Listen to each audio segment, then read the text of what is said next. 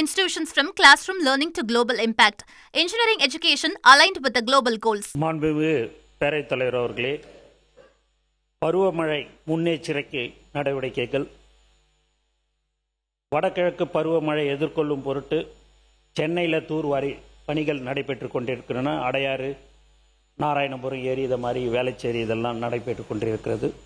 மேலும் பருவமழை முன்னெச்சரிக்கை பணிகளுக்கு ரூபாய் 42 கோடி ஒதுக்கீடு செய்யப்பட்டு டெண்டர் கேட்கப்படும் நிலையில் உள்ளது. ஊரக வளர்ச்சி மற்றும் ஊராட்சி துறையில் கட்டுப்பாட்டில் உள்ள 10,186 கால்வாய்கள் மற்றும் 809 ஏரிகள் புனரமைப்பும் பணிகள் விபி கிராம் திட்டத்தின் கீழ் தொடங்கி வைக்கப்பட்டுள்ளன. இதற்காக ரூபாய் 500 கோடி ஒதுக்கீடு செய்யப்பட்டுள்ளது. இதன் மூலம் 6 லட்சம் பேருக்கு ஊரக வேலைவாய்ப்பு உறுதி செய்யப்பட்டுள்ளது. பேரவைத் தலைவர்களே, மாண்பு உறுப்பினர் அவர்கள் கேட்டாங்க.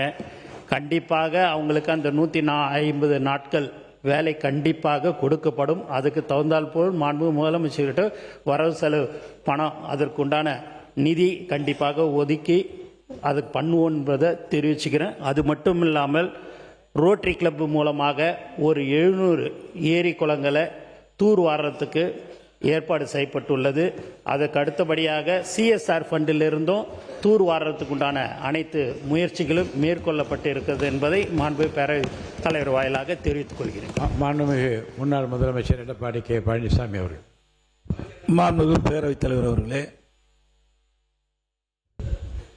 ஒவ்வொரு ஆண்டும் மேட்டூர் அணையிலிருந்து சேலம் மாவட்டத்தில் உள்ள விவசாயிகள் பயன்பெறுகின்ற விதமாக மேட்டூர் கிழக்கு கரை வாய்க்கால், ஈரோடு மாவட்டம் மேற்கு கரை வாய்க்காலில் தண்ணீர் திறக்கப்படும். ஜூலை முதல் வாரத்திலே திறக்கப்படும். ஜூலையிலே மேட்டூர் அணையில் தண்ணீர் இல்லாத காரணத்தினாலே திறக்கப்பட முடியவில்லை. ஆகவே இப்போ தண்ணீர் மேட்டூர் அணைக்கு தண்ணீர் வந்து கொண்டிருக்கின்றது. சுமார் 81 அடி வந்து விட்டது. 14,000 அடி வந்து கொண்டிருக்கின்றது. ஆகவே நீர்வளத்துறை அமைச்சர் அவர்கள் மேட்டூர் கிழக்கு கரை வாய்க்கால், மேற்கு கரை வாய்க்கால் பாசனத்திற்காக தண்ணீர் திறக்கப்படுமா, அப்படி திறக்கப்பட முடியாத ஒரு சூழ்நிலை ஏற்பட்டால் ஒவ்வொரு ஆண்டும் குடித நீருக்காக 15 நாள் திறக்கப்படும். வறட்சியான காலத்தில் அதை தண்ணீர் திறப்பதற்குண்டான நடவடிக்கை மேற்கொள்ளப்பட வேண்டும்.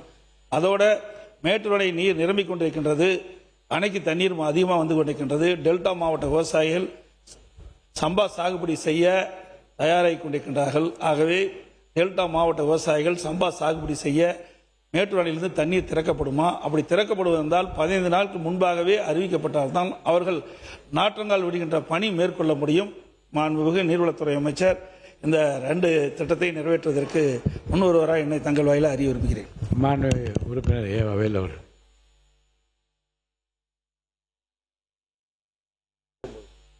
மாண்புமிகு பேரவைத் தலைவர்களே, தமிழ்நாட்டில் பல நகராட்சிகள் மாநகராட்சியாக தரம் உயர்த்தப்பட்டது.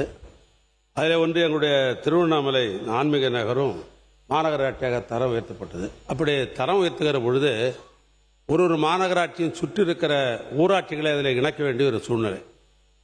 இன்னும் சொல்ல போனால் 18 ஊராட்சிகளை திருவண்ணாமலை மாநகராட்சியில் இணைத்திருக்கிறார்கள்.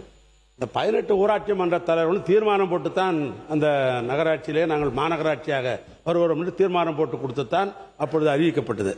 ஆனால் அங்கே இருக்கிற பொதுமக்கள் இன்னும் மாநகராட்சிக்கு வேண்டிய வசதிகள்லாம் எங்கள் கிராமத்திற்கு இன்னும் வரல. அதோடு மட்டுமல்ல, இன்னும் வார்டு வரையறுக்கப்பட்டு தேர்தல் இன்னும் நடைபெறவில்லை. இன்னும் ஊராட்சி நிலையில் தான் இருக்கிறது. சாலைகள் விரிவாக்கமோ அல்லது மின்விளக்குகளோ இது போன்ற இதெல்லாம் இல்லை. அதே ஊராட்சியாகத்தான் இருக்கிறோம்.